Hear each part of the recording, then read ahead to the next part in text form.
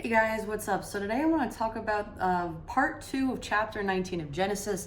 I left off in part 1. You can check out that video in my other video post. But I wanted to cut these chapters in half because they are very long. They're very rich in symbolism. So I'm going to start off now where I left off on verse 23. But keep in mind, it was verse 22 that I stopped.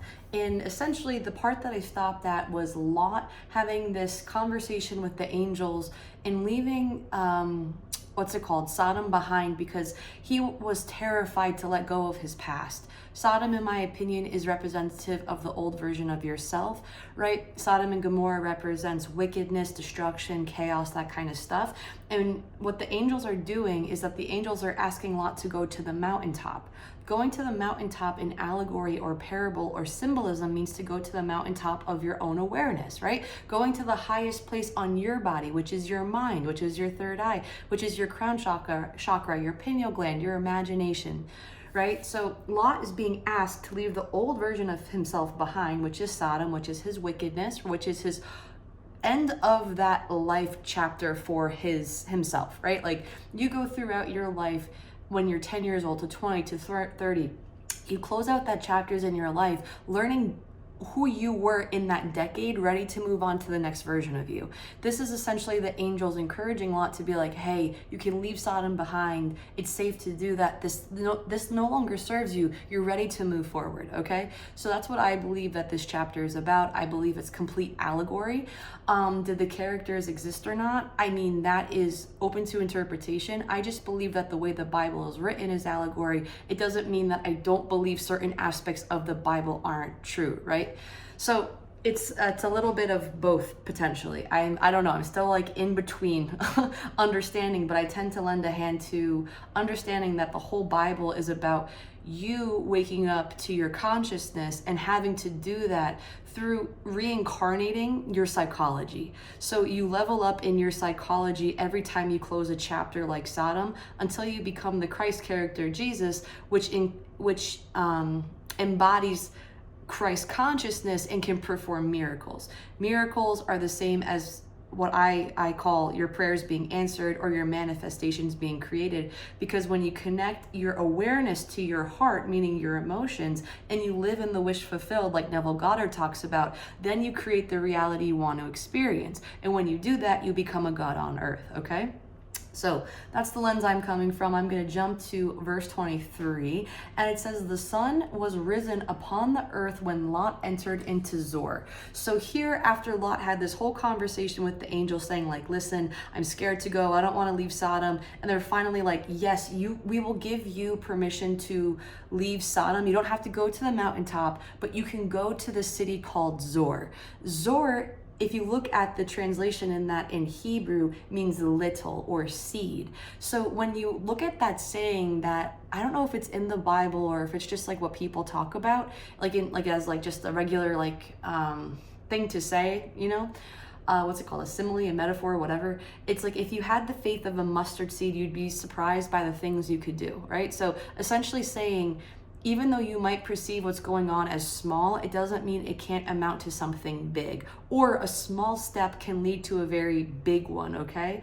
So when Lot goes into Zoar, even though it's not the mountaintop, which is his end goal, it's a small step in the right direction because he did leave Sodom or the old version of himself behind, okay? So the sun was risen upon the earth when Lot entered Zoar. Anytime the sun is rising or the moon is coming out, in my opinion, that's symbolism referencing your conscious awareness and your subconscious awareness. Your conscious awareness means there's light coming to you, which is consciousness, right? Which is enlightenment. The sun produces light, and light can be seen as enlightenment for the earth, right? Because you can visually see everything around you. But in my opinion, that's allegory and parable for understanding and seeing internally, right? Because the kingdom of God is in you, not outside of you. So when you know that, when you embody that, then you see internally. You see the truth internally, not with these two eyes, but with this eye, the all-knowing eye, okay? So the fact that the sun was risen upon the earth when Lot entered Zoar means there's a new conscious awareness entering the physical plane, because it references the earth, when Lot entered Zoar. There's a new conscious awareness for Lot to embody as he goes and takes this baby step in the direction of going to the mountaintop, right? Of going to the higher aspect of his consciousness, essentially. Then we have verse 24. Then the Lord rained upon Sodom and upon Gomorrah brimstone and fire from the Lord out of heaven. So here it's saying that God is throwing brimstone and fire from heaven, destroying Sodom and Gomorrah. Did this literally happen? I don't think so, because I personally don't believe these two cities actually existed in that sense. What I look at this is allegory for Sodom is representing the old version of yourself, and the fact that fire and brimstone is being rained down on it means there's transformation or alchemy happening, okay? Like, look at it when you look at base metals. I played RuneScape before back in the day, so bear with me with this comparison. But when you have iron and coal, you put that in the furnace and smelt it, and then you make iron. And iron is this metal that you can use to like make swords and helmets and armor and all that crap, right? So fire created the alchemy. In this sense, you can look at fire raining down on Sodom as the fire that is needed to transform Sodom into being something better, right? The old version of Lot is going under a transformation right now. So that's what the fire is. Verse 25, and he overthrew those cities and all the plain and all the inhabitants of the cities and that which grew upon the ground. So here essentially it's saying that whatever was within those cities is now receiving alchemy or cleansing, or like a rebirth, kind of like a phoenix in the ashes. After it burns to a crisp, it then rises into something else. Even though the city might not re-rise, it's not about the city, it's about the character Lot is. Lot will re-rise in consciousness. He will do something that will prove to be transcendence, at least a level up from where he was in the past, all right? All right, now we got verse 26. But his wife looked back from behind him, and she became a pillar of salt. Understand, at least in my opinion, anytime you have a character that's related to the main one, so in this context, you have Lot's wife, who's never really the main character. She's just kind of there as a partner in crime. It's not a literal person, and I don't believe Lot is a literal person. I believe that these characters are all allegory for the main character, who is Abraham. Because prior to this chapter, Lot was hardly spoken about. Like, he was, but it was all about Abraham, right? It was all about Abram then becoming Abraham. And it's like, why would he literally change his name? Why would literally changing your name make a difference in you being a conscious being on earth, right? Like, if I changed my name from Michelle with one L to from two L's to being one L, wouldn't that mean that I'm undergoing some kind of Christ consciousness thing, transformation, and I should be this higher level of awareness now because I received or I took away an L?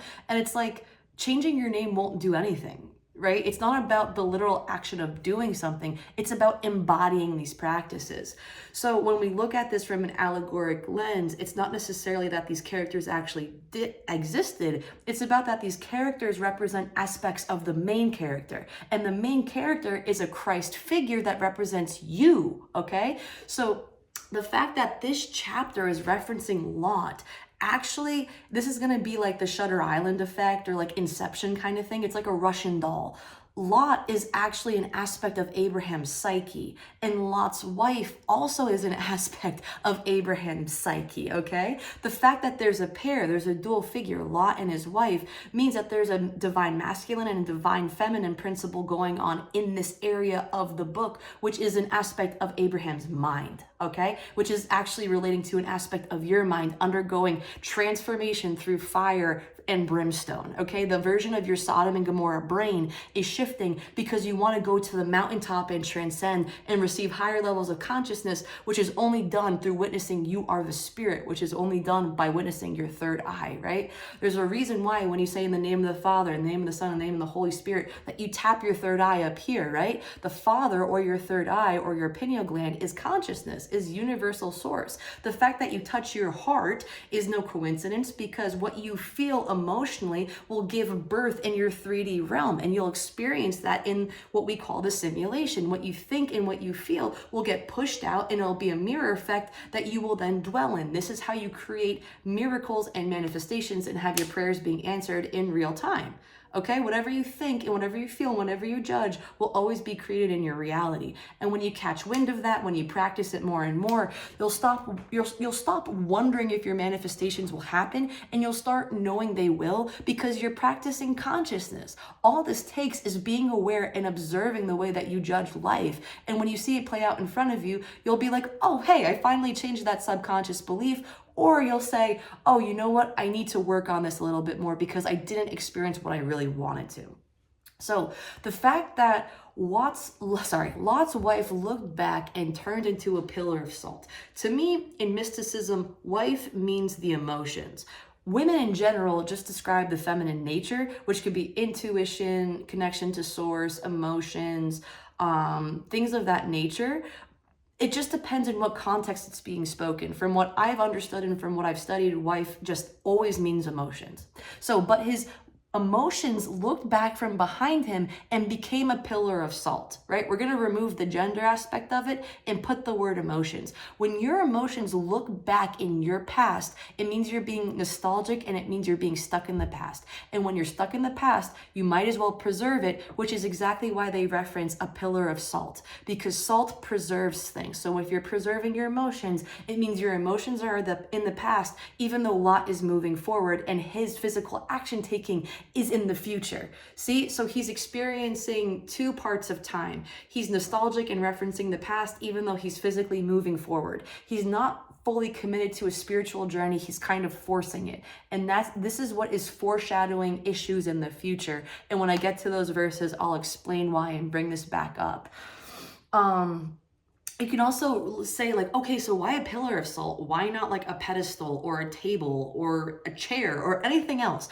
And if you look at mysticism, occult thought, esoteric, whatever it might be, you'll notice that pillars are very heavily used, and they're very symbolic depending on what perspective you have. If you look at, I guess like, what's it called? Like the Freemasons, when they reference the white and the black pillars, I forget which one is which, but essentially that's a reference to yin and yang, which goes and boils down to your masculine and feminine principles. I'm pretty sure black is masculine and white is feminine. And since it's the pillar of salt, salt is white. And because it's a pillar, it's referring to the feminine nature. Like, it's all allegory. In my opinion, the Bible is a dumping ground from all mysticism, from Greek mythology, Egyptian mythology, literally anything else outside of that. I'm sure there's a lot more, but I don't know enough to reference it all right now. So that's what that means. It's like, okay, even though you're physically doing the action taking, your emotions are in the past. And that's a problem with manifestation, because a lot of people will go online and have problems, say,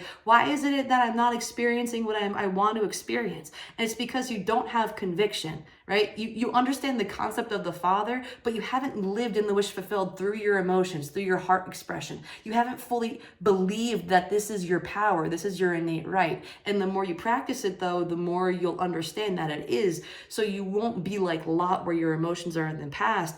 Eventually you're going to be like, no, this is how life operates. I'm all in. I'm going to start believing and living in the wish fulfilled. And then that lends a hand to like the whole delulu thing, right? Like being delusional. But you have to be wise. You can't just be an idiot and jump into this and expect everything to work out. I mean, maybe you can, but I had done that trying to force it, and I physically got hurt, right? But physically getting hurt made me recognize where I faltered, and I used it in the opposite direction to cure myself or to fix it, and it got better. So it's like, even though you might get hurt, not that I recommend it, if you're aware enough, you can use that as data for your manifestation, your spiritual journey, to understand, oh, that's why that happened. I had to tweak that experience internally, and then you shift into the new reality you want to experience, right? This is something very much that you can't just understand through being preached at. You have to literally show up every day and convince yourself of this, and no one is going to convince you more than yourself, right? And that's what it took for me to get to where I'm at. And it's going to take more to get to where I want to be, but I'm not stopping. And this is why I love reading the Bible and talking about the mystic lens, because this is the only thing that's ever made me break through my conscious awareness. Now I understand I am totally. after healing my body, after manifesting experiences I didn't think would happen, they started happening, and I'm like, this is it. It's conviction. Faith in Latin translates to conviction. It has nothing to do with believing something outside of yourself or being morally a good person. It has everything to do with what you're convinced of, right? And that's why your attention is so important, because everything and everyone in this current modern day is trying to get your attention. And when they have your attention, they have your soul. Do not sell your soul to some gimmicky BS you don't need, and start focusing on things that you want to experience. And I promise, the more you focus, the more it'll get mirrored back to you, okay? So we have verse 27. Early the next morning, Abraham got up and returned to the place where he had stood before the Lord. Understand that this part of the chapter is where Abraham was, I believe, a chapter before, where he was talking to God and saying, like, listen, if I find 50, if I find 40, if I find 30, 20, 10 people that are righteous in Sodom, will you save the city? And each time God had said yes. Abraham is returning to that place. Also keep in mind, where has Abraham been since this whole shit show started, right? Sodom and Gomorrah is literally getting brimstone and fire thrown on it, and Abraham just decides to wake up.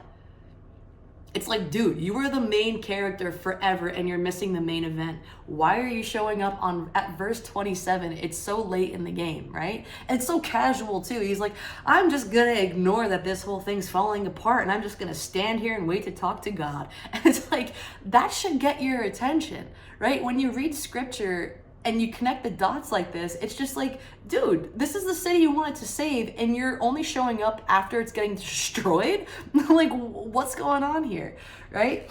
So the fact that he's showing up the next morning means that Abraham is showing up with another version of consciousness after he had undergone transformation. Understand that Lot leaving Sodom and Gomorrah as it's burning is actually symbolism for Abraham transforming his consciousness, because indirectly the story is about him, because Abraham is the main Christ consciousness figure. And then when he passes away, Isaac, his son, will be, because the story is about reincarnation of your psychology.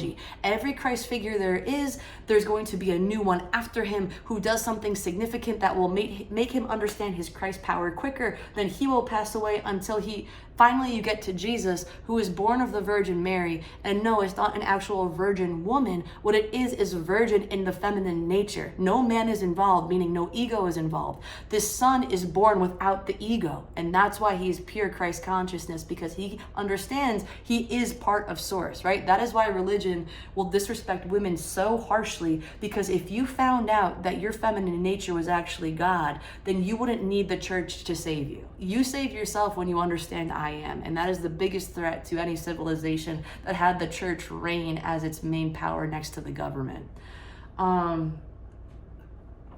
So now, what's it called? Oh, Abraham is at the place where he's like, God, if I find only 10 people, will you save Sodom and Gomorrah? You know, he cared so much then, and now he's just like walking up to him with a cup of coffee, being like, hey, remember that thing I cared about? I think I still care about it. What's going on, you know? All right, verse 28. And he looked toward Sodom and Gomorrah and toward all the land of the plain, and beheld, and lo, the smoke of the country went up as the smoke of a furnace.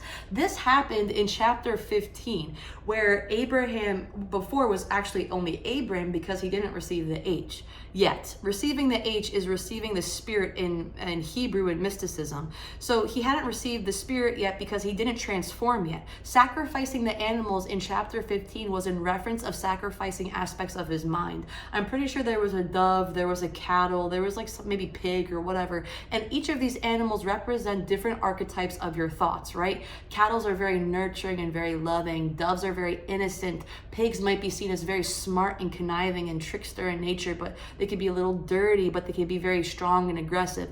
These are aspects in different archetypes of your thoughts, right? They can represent different ways you think. And animals are beasts, and the mark of the beast is an overused mind, and an overused mind is the ego, right? So the mark of the beast is the ego. We're all born with it. It's not bad, but when it rules you, that's when it's demonic, because you don't recognize your God on earth, and that really sucks. Because being a God on earth and witnessing that power is like magic. Like Harry Potter is straight up real.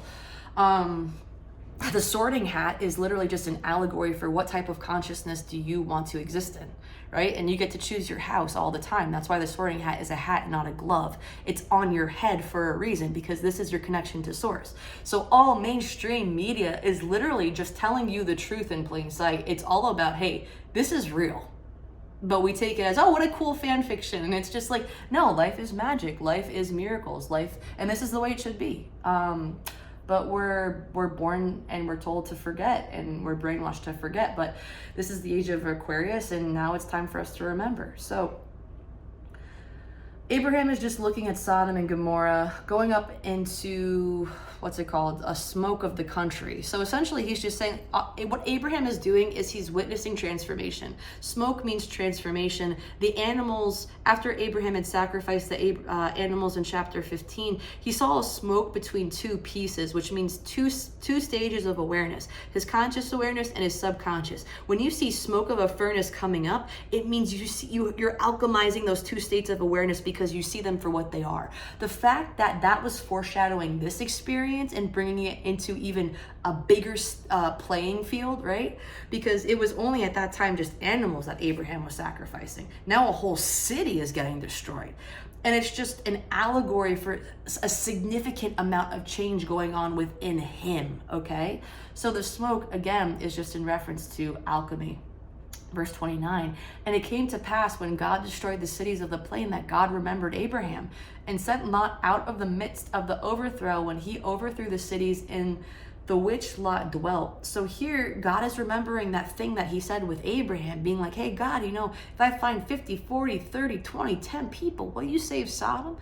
And instead of saving Sodom, what God did was he took Lot and kicked him out, and he overthrew the cities in which Lot dwelt, which was Sodom and it was Zoar. So Lot was booted out of Zoar. He was forced to leave. Remember that Lot had asked for a baby step, right? To receive higher levels of awareness. He was scared to leave the old version of himself behind. The fact that God is kicking him out because he has to adhere to Abraham's covenant of saving Sodom means he's forcing Lot to transcend. And that's a very difficult thing to do. The reason why Lot is getting forced out is because he actually represents the 10 righteous people that Abraham found.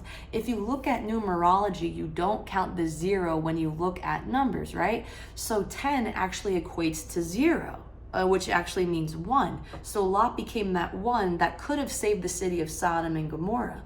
But the fact that it was destroyed lends a hand to Lot's behavior and his refusal to completely invest himself to going to the mountaintop. And the reason why I say he refused to completely go to the mountaintop is, well, 1, he only could make baby steps to Zoar, but more importantly, 2, his wife, his emotions were tied to the past. When you're not emotionally ready to move forward in your spiritual journey, you are forcing transcendence, and that is going to be so hard to actually enjoy and to understand. You cannot force spirituality. Spirituality unfolds in you like a lotus flower, right? It doesn't strike you like a bolt of lightning. Like that strike might wake you up, but that doesn't feel like the genuine understanding of Christ awareness, right? That takes time. That takes, what's it called? Refining. So here, when, so I was talking about the numbers. Because Lot was looking in the past emotionally, it means he couldn't fully commit to saving Sodom and Gomorrah because he wasn't ready to transcend fully. He wasn't emotionally convinced. That's why God saved Lot and not the city, because at least he got half of it right. So he can save Lot, but again, not the city. So we have verse 30. And Lot went up out of Zoar and dwelt in the mountain, and his 2 daughters with him, for he feared to dwell in Zoar, and he dwelt in a cave, he and his 2 daughters. So after being forced out of Zoar, which is his little baby step, to shoot up to the mountaintop, he was stuck in a cave with his 2 daughters. Being stuck in a cave kind of lends a hand to the concept of darkness. So now you're forced to go into the deepest parts of your subconscious and face them with your 2 daughters. In mysticism, daughters refer to the spirit. So you have the dual nature of the spirit, the higher and the lower levels of awareness in your spirit awareness, okay? The higher level of consciousness and the lower level of consciousness in your spirit. Verse 31, and the firstborn said unto the younger, Our father is old, and there is not a man in the earth to come in unto us after the manner of all the earth. If you take this literally, you will see that the older daughter is saying to the younger one, hey, dad is old, and there is no other guy on earth for us to get pregnant with. Okay, so you see where I'm getting at here, or what I will be alluding to. Verse 32, come, let us make our father drink wine, and we will lie with him, that we may preserve seed of our father. Here, the older daughter is saying, listen to the younger daughter. Let's get dad drunk, and let's sleep with him so we can get pregnant and preserve his legacy, okay? This is the literal interpretation. I'm just telling you what's in scripture, right? But I'm going to tell you what it means in symbolism. Verse 33, and they made their father drink wine that night, and the firstborn went in and lay with her father, and he perceived not when she lay down, nor when she arose. So here in these verses, what it's saying is that the firstborn went in, slept with dad, and dad had no concept of her doing what it is that she's doing, okay? So Lot had no understanding of what was going on in this instance, right? Technically, he's quote unquote innocent. When you look at these verses from a mystic lens, it has nothing to do with incest. It has everything to do with forcing spirituality to unfold in you when you're not ready for it to happen. And I just want to make a side note. You can see how religion can be so corrupted when you take these verses literally, right? Because if people who are extremists catch wind and they see, oh, these verses are the word of God, and it says that the older daughter got the dad drunk and slept with him to preserve his seed, that means I can do it too, right? And it's like, no, psychopath. It doesn't mean that at all. What it means is something symbolic. The more crazy, I heard this once, the more crazy a verse is, the more it symbolizes something very deep in mysticism that is in reference to you. When you take religion at face value, it does absolutely nothing for you because none of it makes any sense. Like, there's going to be so many contradictions in scripture. It's like, how does anyone make sense of this logically? And the point of religion is not to understand it logically. That's what science is for, right? Those are polarities, science and religion. You need to understand religion symbolically, interpret it. It's all about the art expression of it, right? It's not about reading the lines. It's about reading in between the lines. What does this mean? And that's why mysticism is so powerful, because it's hidden in plain sight. You have to look into it to understand how to embody this power, right? And this is all allegory for your psychology. So, like I said before, this is about forcing transcendence to the mountaintop to understand consciousness. Lot insisted he was not ready. However, Abraham, being the driving factor of forcing this thought construct, he was like, no, you need to go because I need to transform, I need to alchemize, which is why he saw the smoke in Sodom. The fact that Lot was forced to the mountain and he was forced to go into the depths of his subconscious, which is represented by the cave, means that he was forced to meet his spirit. And when you're in that state of mind to be forced to understand spirituality, you really don't get much out of it. And chances are you're going to make a very rash decision that does not suit you, right? When you come from an erratic state of just awareness, you're not stable. And when you're not stable, you can't fool your inner peace. Your inner peace is shaken to the core. Think about it. This man's home was destroyed. How would you feel if I set your entire home on fire and said, hey, go deal with it outside, go for a walk, it's fine? You'd freak out. You're not fine. You feel horrible, right? And it's because you weren't ready for that change. I'm not saying I would do that, but I want people to understand the emotions that are being embodied here, right? Lot is not in a place to transform. He's being forced to do it, and that's an allegory for you cannot force people to change when they are not ready, because bad things come from being in a place of unstable emotions and awareness. So here the spirit in verse 32 is trying to inebriate Lot, which means to inebriate the mind, try to dumb it down so that it can make its way through and preserve itself on a conscious awareness that's already dead, right? Lot is his old consciousness, Sodom and Gomorrah, is donezo. It's a wrap. You can't bring back a city that was destroyed like that. You can't bring back the exact form it was. You can bring back most of it, but it won't look exactly the same or be exactly the same. So here the spirit is trying to preserve itself on the old version of Lot. You cannot preserve a new version of consciousness you're trying to force on an old operating system that you have, right? If you have a problem with alcohol and you're like, I'm gonna be non-alcoholic, right? And you had this problem for like, let's say 10 years. Some people can do it. Some people can quit cold turkey and they're good. However, there is going to be a transition period of, I guess, maybe regression, of feeling shakes, of having trauma thoughts and emotions pop up that weren't resolved because they were suppressed by drinking alcohol. So now you're going into your cave and you're facing your daughters and seeing them at face value. And it's terrifying because the reason why you had the drinking problem was because you were scared to go in the cave in the first place. So when you see that forcing somebody to change when they're not ready is detrimental, and you can't build a new version of yourself by forcing it, that's when you're coming from a state of awareness that is stable. But when you force it thinking it's okay, that's where there's problems. And that's why this story is coming, or this story is explained the way it is, because it references us when we try to rush things, when we try to push through things, we try to bulldoze to try to figure out conscious awareness. You really can't figure it out. The mind is not involved in the spiritual understanding of yourself. It's there to serve as a polarity, but you cannot use your mind to get to your spirit, right? It's oil and vinegar. They're separated for a reason. You need to observe both states of awareness to understand what they are, and just be conscious of it day in and day out, and it will unfold within you.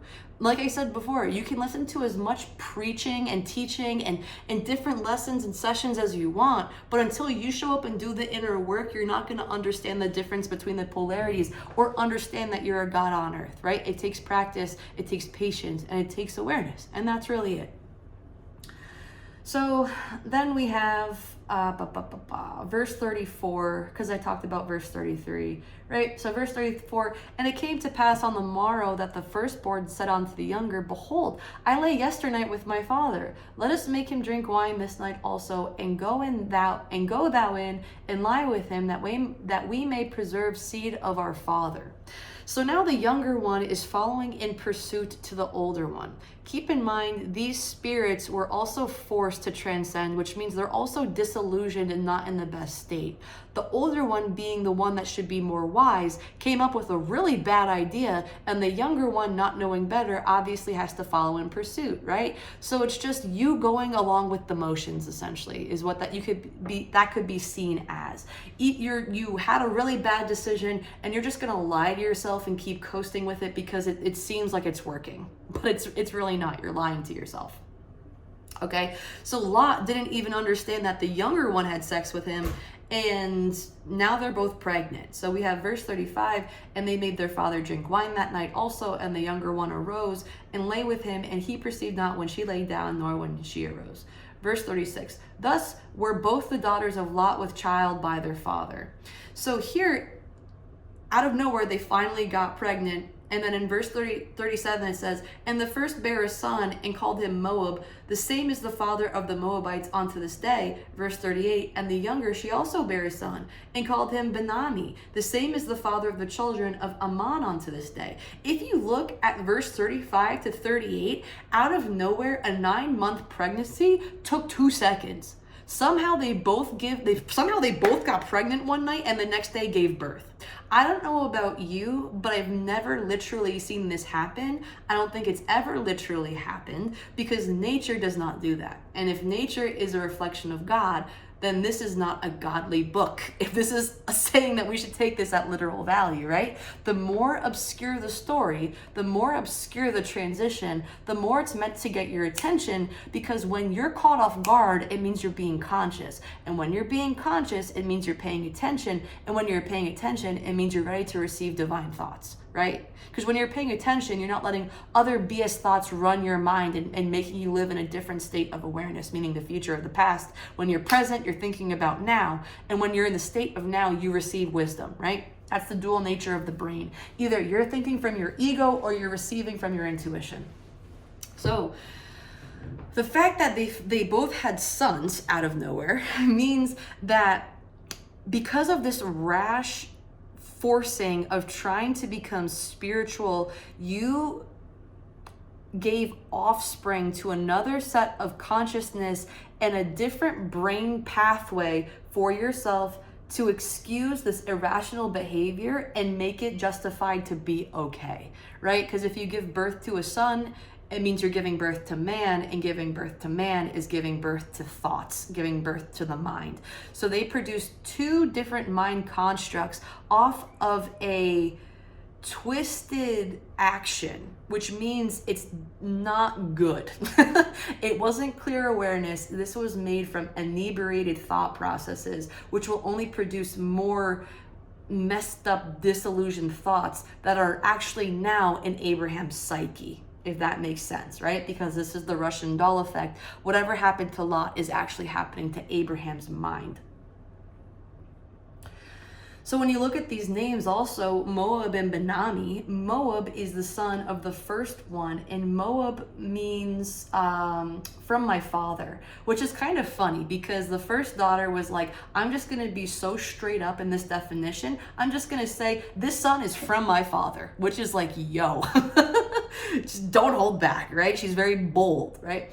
But then you see the polarity of that where the daughter named her son Benami, and that means son of my people, which is less aggressive.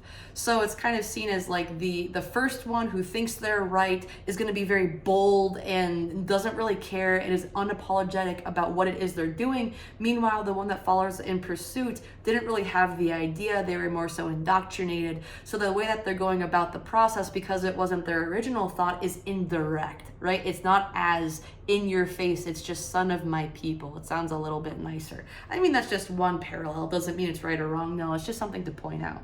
And this entire, like me breaking this down is one perspective. Is it right or wrong? That's totally up for you to decide. I just like making this content because it allows me to think deeper, and I'm hoping it helps other people think deeper as well, right? To try to make sense of the Bible, whether it's this perspective or just opening your thought to a new one, or repulsing you to go in a completely different direction and open your awareness to whatever that is, right? Because consciousness is found in all different directions. So, and something else that's really important to bring up here is that I believe Moab eventually gives birth to Ruth. Now, understand Moab, which is the son of the first daughter, the one that was like reckless and is like, I'm gonna have sex with my dad and have a kid, right, to preserve his seed, which doesn't literally mean that, but that could be translated to the very aggressive mindset of like, this is what it is. And then as soon as you act like that, and then you like wait a couple of days and you're like, oh man, I really regret that. That's kind of the idea of giving birth to eventually Ruth in this lineage. And the reason why I say that is because Ruth famously says, where you go, I will go. Your people shall be my people, and your God, my God. Meaning she's now understanding that, what's it called? I believe eventually she then becomes part of Israel. And Israel is just is what Jacob is renamed after, right? His original name's Jacob, then he becomes Israel. Israel isn't the actual location. Israel comes from the breakdown of the Egyptian gods, Isis, Ra, and Elohim. And Isis is the feminine god, Ra is the masculine god, and Elohim is embodying God power through karma. So when you embody both your feminine and masculine principles, meaning your intuition, your emotions, your divination, paired with your masculine nature, which is your ego, your physical action taking, you understand that you are Elohim, you are cosmic force, and you get to choose how you use both of your natures in whatever way you want, right? You get to put on your sorting hat. Do you want to be in Slytherin? Do you want to be in Gryffindor, Hufflepuff, Ravenclaw? You choose, right? That's your free will. So Ruth eventually gets back onto the godly side of awareness, and her lineage then gives birth to King David, which can be seen as a redemption Christ figure, right? Even though he does some literal messed up things, if you take his actions literally, he is the next person to really embody Christ awareness. I mean, this is after Jacob does it, but you get what I'm saying. He's one of the main figures who also is able to achieve a lot of awareness and has a lot of success, much like Abraham, similar to Noah, and then, eventually Jacob turns into Israel. But yeah, that's the end of chapter 19. So I really hope you guys enjoyed it. I'm sorry for my hands flailing and me screaming and all that, but I really love this stuff and I hope you learned something from it. So leave me a comment what you like, what you didn't like, and yeah, I'll see you in the next one.